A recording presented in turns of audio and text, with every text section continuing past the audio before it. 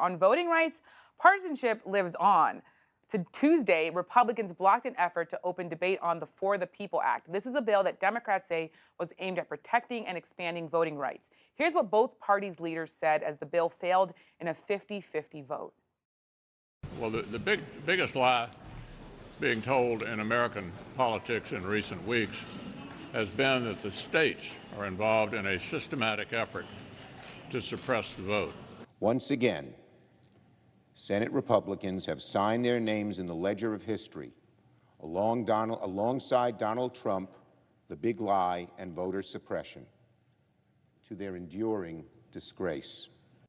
And today, the Justice Department took action on voting rights. It filed a lawsuit against Georgia for its new restrictive voting laws. Zolan, from my understanding, you were at the DOJ presser. Tell me a little bit about what this first major action means and how active do we think the DOJ is going to be? I've been talking to activists who tell me they wanted to see this happen along with President Biden nominating judges. So what's going on? The takeaway you should have from here is if we're not going to see action in Congress, when it comes to action from the Democrats, when it comes to trying to prevent or defend against what we're seeing the Republicans do in places like Georgia, the White House is going to step up, the administration is going to step up and have the Justice Department go and take that on that role.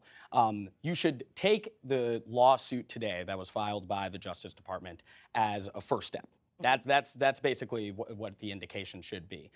We do have localities throughout the country where Republicans are passing legislation that will restrict the ability for specifically minority communities to vote. We have seen that. And here you have the White House saying, well, if we're not going to have action in Congress, the Justice Department is going to go forward. I thought it was interesting how at the White House briefing today also, Jen Psaki was asked, so did the White House communicate at all with the Justice Department on this? They're going to have to defend against some of those questions as well, especially as they continue to argue on plenty of other topics that this Justice Department is completely independent, unlike the Trump administration.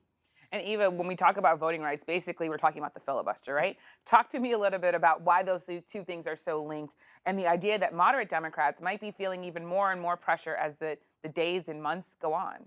Well, the For the People Act and the John Lewis voting bill both are going to be dead in the Senate as long as the filibuster remains. They do not have the 60 votes to advance this bill.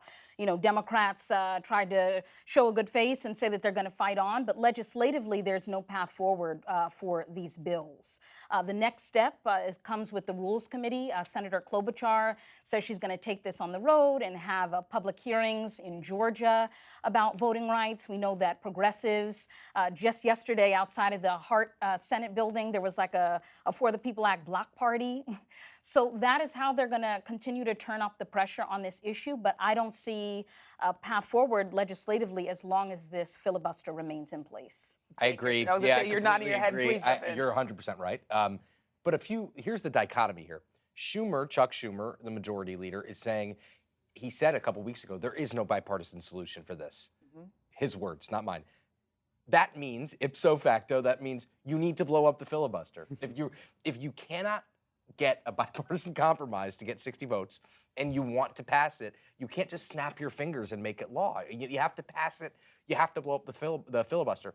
But there aren't the votes to blow up the filibuster. So, I mean, we're in this kind of holding pattern on what has been a top priority not only for Biden, but for Democratic candidates across the country. This is not an unpopular view. I mean, there are basically two Democrats, Kyrsten Sinema and Joe Manchin, who are holding this priority up. This is something that everyone ran on. So, I mean, But both of New Hampshire's senators as well, indicating that they don't really have the appetite have some discomfort. to Totally. blow up the filibuster. So it's not only Manchin and Sinema. There are a lot. Schumer has a lot more problems in the Senate besides them. That's a great point, Eva, because I think we talk a lot about Sinema and Manchin, but when you talk behind the scenes, they say, oh, Democrats have a lot more problems here, which of course makes me want to talk to you, Mike. When we were in the East Room, I questioned the president this week, I should say, about voting and what this deal would mean for his agenda on other items. He made some news and said he's going to be now traveling around the country doing voting rights. Talk to me a little bit about how he's going to deal with this. Thank you for asking that question yesterday, because that was the most extensive comments we've heard from this president about voting rights in some time. There was a lot of of pressure on him ahead of that vote in the Senate this week. Why isn't the White House doing more to build public pressure? Joe Biden's philosophy for policymaking, for legislating, everyone remembers him during the campaign talking about he wants to find consensus and work in a bipartisan fashion whenever possible. People forget what was the second part of what the president, then the candidate, said in the campaign is, if you can't do that, then you go out and beat them. And what the president revealed yesterday was the go out and beat them part of his philosophy. This is a voting issue, voting itself, in the 2022 midterm elections to this president. And that's why even when they announced Vice President Harris's role in voting rights, remember how they structured her role? It was outside pressure, then it was advocacy groups, then it was Capitol Hill itself. So they always see this as you need to change hearts and minds, you need to show that there are consequences for Republicans for what they're doing. And that's why what the president's going to be doing, hitting the road to talk about this, is important.